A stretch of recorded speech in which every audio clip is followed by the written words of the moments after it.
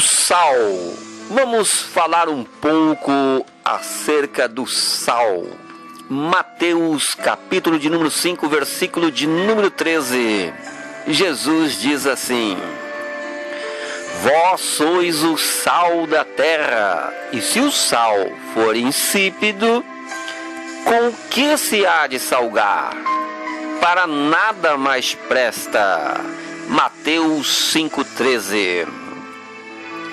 Observamos então, entre muitos outros temperos existentes, Jesus comparou o cristão como o sal. E para nada presta quando perde o gosto. Uma comida poderá estar cheia de temperos diferentes, mas se faltar o sal, para nada presta. A ideia de mostrar um cristão como sal é revelar que ele é indispensável. Não pode faltar, tem que existir. Fará a diferença no meio da corrupção em que vive. Porém, o sal não pode perder o gosto. Enfim, um cristão tem que mostrar a diferença. Suas obras têm que aparecer.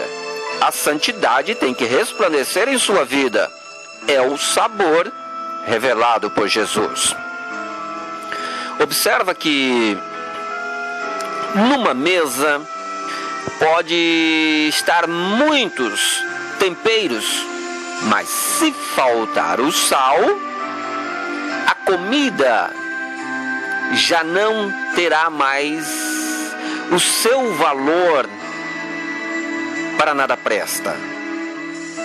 Pode-se faltar todos os temperos, mas não pode faltar o sal.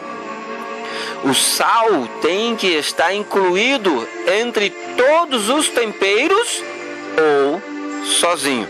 Que se falte tudo, menos o sal. Porém, bem sabemos que o pecador não tem prazer na santidade do crente. Agora a linguagem é espiritual. Bem sabemos que o pecador não tem prazer na santidade do crente. Zomba do seu comportamento cristão e foge para não se converter. Ou seja, dentro do contexto bíblico, dentro de uma linguagem espiritual, quem está no pecado detesta sal. Seja muito ou seja pouco, sal nem pensar. Olha só, Paulo aos Colossenses disse que a vossa palavra seja sempre agradável, temperada com sal. Colossenses capítulo 4, verso 6. Observe, temos que ser sempre agradável, porém não pode faltar o sal. Isso quer dizer que quanto maior for a nossa sabedoria para revelar a verdade, melhor será, pois a verdade dói. Por isso tem que se ter sabedoria para expor a verdade, para mostrar a verdade. Tem que ser agradável para mostrar o sal. E o sal como tempero, ele é que faz a diferença. E a reação do pecador é não aceitar, resistir e até blasfemar. Pois num primeiro instante, o pecador recusa a palavra de Deus, recusa o testemunho de um bom cristão. Ele foge, ele corre, ele tapa os seus ouvidos, fecha o seu coração. Pois é o sal, é o valor da palavra de Deus fazendo diferença na vida do cristão. Muitos crentes nos dias de hoje estão perdendo o gosto, estão ficando insípidos, começando a concordar com os costumes do mundo. E uma guerra tem se levantado no próprio meio cristão, pois o diabo, para combater a doutrina de Deus, João 7,16, colocou um termo agressivo na boca de muitos crentes insípidos, sem gosto, chamando-os de salgados aqueles que trazem uma mensagem repelindo as trevas. Vasos de doutrinas hoje são agredidos por todos os lados como salgados. Mas veja o que Paulo disse a Timóteo: que os vasos da palavra e da doutrina sejam estimados dignos de duplicada honra. 1 Timóteo capítulo 5, verso 17. Se há um vaso dentro da Bíblia, o qual a palavra pede duplicada honra, são os vasos da palavra e da doutrina. Não existe outros vasos que a palavra, através do apóstolo Paulo, revela como duplicada honra. Jesus associou o sal junto com a luz. Vós sois a luz do mundo. Mateus capítulo 5, verso 14. E quanto maior a força da luz, mais repelirá as trevas. Assim, quanto maior a força do sal, mais valor ele terá. Todavia, a força do sal não significa a quantia de sal. Está falando do seu valor, não ser insípido, senão para nada presta. Curiosamente, os crentes que não gostam de doutrina são os que chamam de salgados os crentes de doutrina. Não sabendo eles que já estão deteriorados, luz fraca, luz apagada, sal sem gosto, para nada prestam, virgens loucas, imprudentes, serão lançados fora. Suas mensagens podem até arrancar lágrimas, arrastarem multidões, mas não tem valor algum. Já viu doutrina arrancar lágrimas? Arranca constrangimento, arranca dor e por fim arranca a alma do homem do pecado. Porém, a sabedoria de Satanás usar as virgens loucas, os crentes insípidos, para combater os vasos de doutrina, chamando-os de salgados. O que será que as virgens loucas, os crentes insípidos, qual seria a sua reação diante de Jesus? Mateus 23, 33, quando Jesus disse: serpentes, raças de víbora, como escapareis da condenação do inferno? Para as virgens loucas, Jesus foi salgado, chamando de raça de víboras. Como escapar da condenação do inferno? É muito sal esta expressão. Todavia, Jesus está aqui, em Mateus capítulo 23, verso 33. Muitos crentes sem gosto, sem luz, tentam salvar o pecador sem dor, sem repreensão, colocam uma máscara na verdade para não assustar, tiram o sal do meio do tempero para não haver dor, mas quando Deus usa um vaso de doutrina, a máscara cai, a verdade aparece e o pecador é obrigado a ouvir aquilo que ele não quer, e a virgem louca vai à loucura por causa do sal no meio do tempero. É o sal que faz a diferença na vida do cristão. Não seja insípido, não seja sem gosto. O sal tem que estar presente no meio do tempero. Quem sabe você possui uma mesa farta na sua vida espiritual, todo tipo de tempero. Tempero da revelação, tempero da profecia, o tempero do amor. Quem sabe todo tipo de tempero faz parte na sua mesa. Mas o sal, cadê o sal?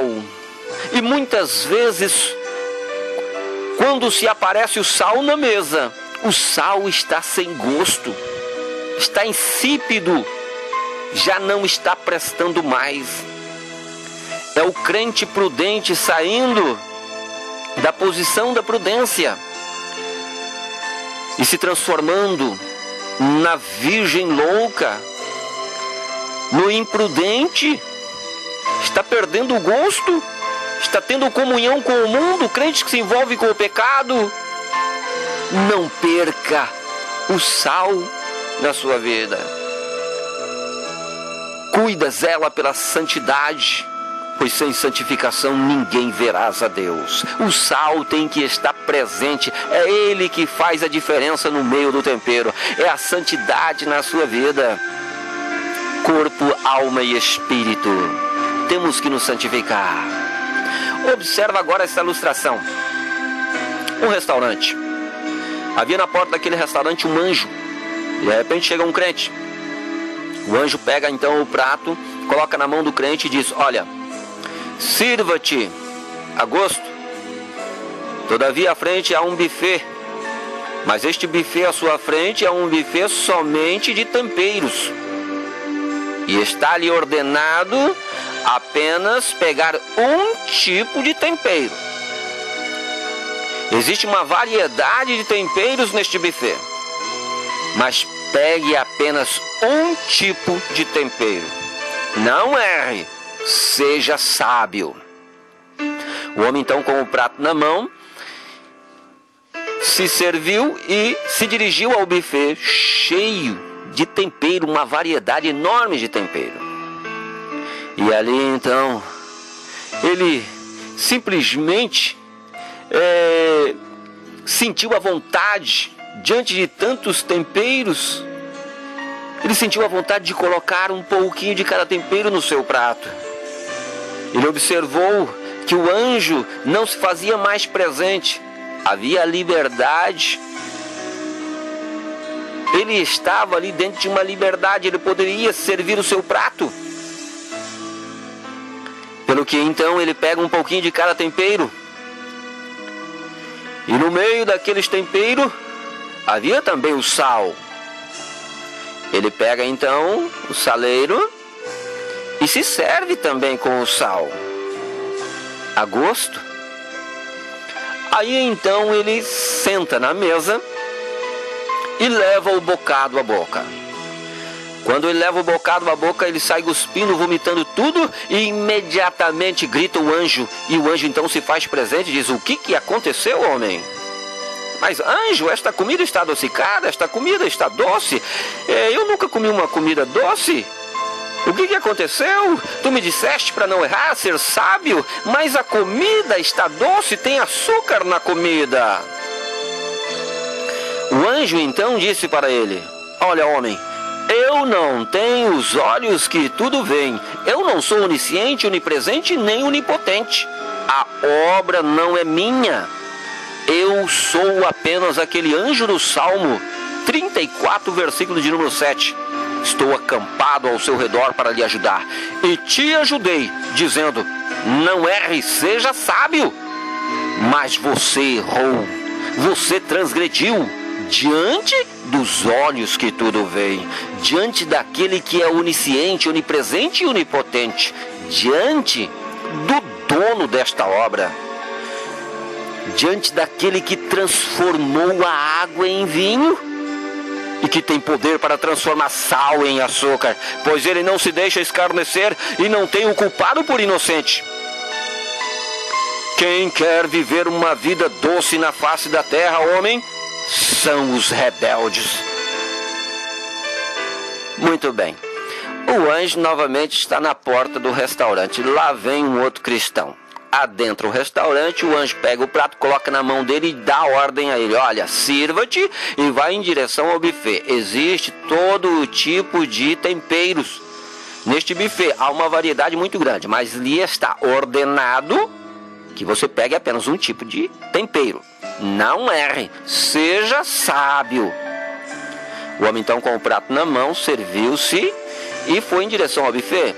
E observou então as variedades que havia naquele buffet. E ele sentiu vontade de se servir. Era inúmeros temperos. E ele então sentiu vontade de pegar um pouquinho de cada tempero. Mas ele se lembrou daquilo que o anjo disse: não erre, seja sábio.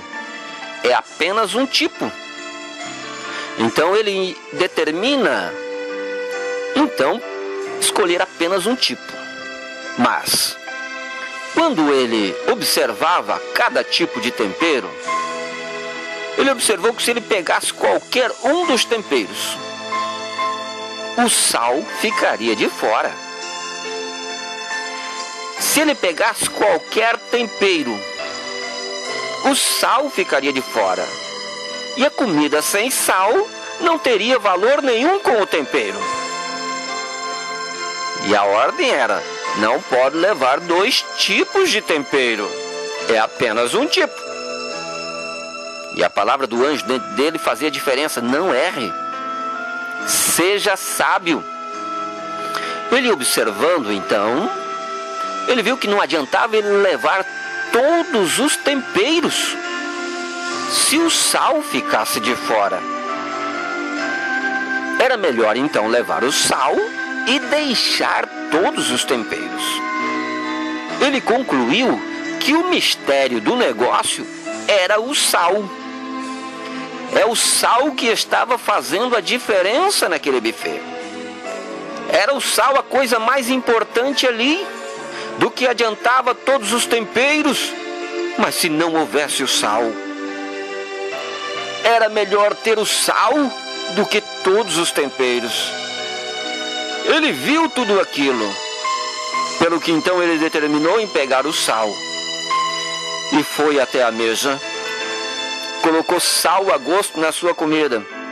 Quando levou o bocado à boca, o anjo gritou de longe: "Pare, homem, não coma!" Ele então disse: "Mas anjo, por quê? Tu não me disseste para não errar? Será que eu ainda errei?" O anjo então disse para ele: "Olha, homem, eu não tenho os olhos que tudo veem. Não sou onisciente, onipresente nem onipotente.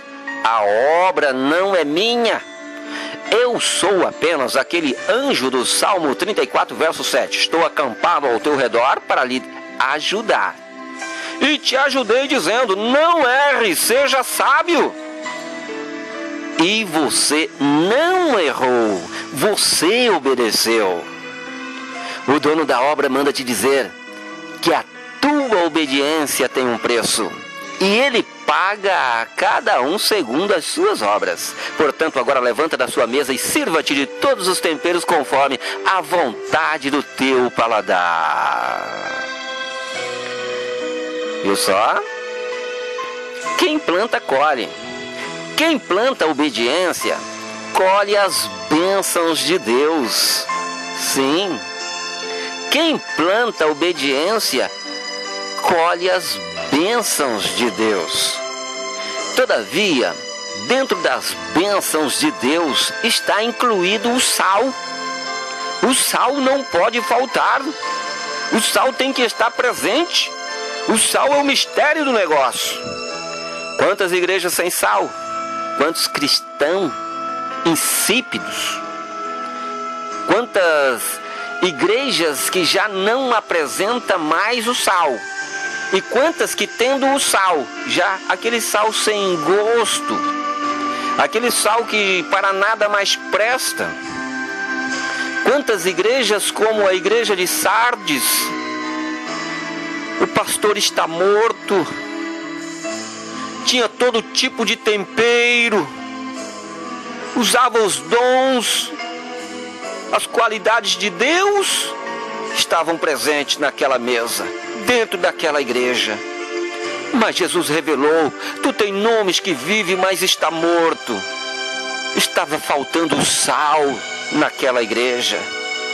Estava faltando ali o sal, a palavra de Deus. E não basta ter uma palavra sem gosto, uma palavra insípida. Não basta. A palavra tem que ser uma palavra de salvação, uma palavra de vida eterna, uma palavra de santificação. O nosso Deus é santo e exige santidade daqueles a quem serve a Ele. Sim, vigia, cuida. A pergunta é: qual é a igreja que você está frequentando? É uma igreja que apresenta uma comida adocicada? É uma comida... Você sabe que comida doce para nada presta. Só serve para ser jogado fora.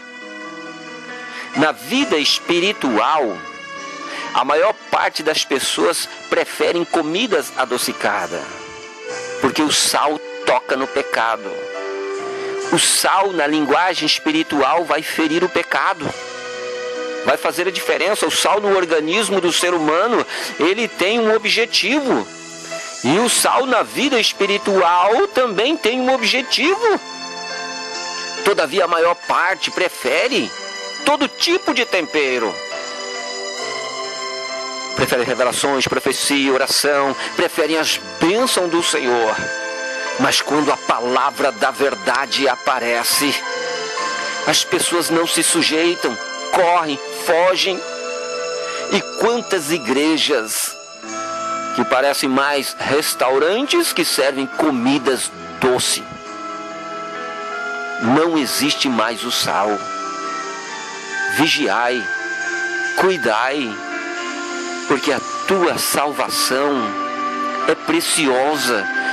Você tem uma alma e o nosso escape será por uma alimentação saudável e que não pode faltar o sal.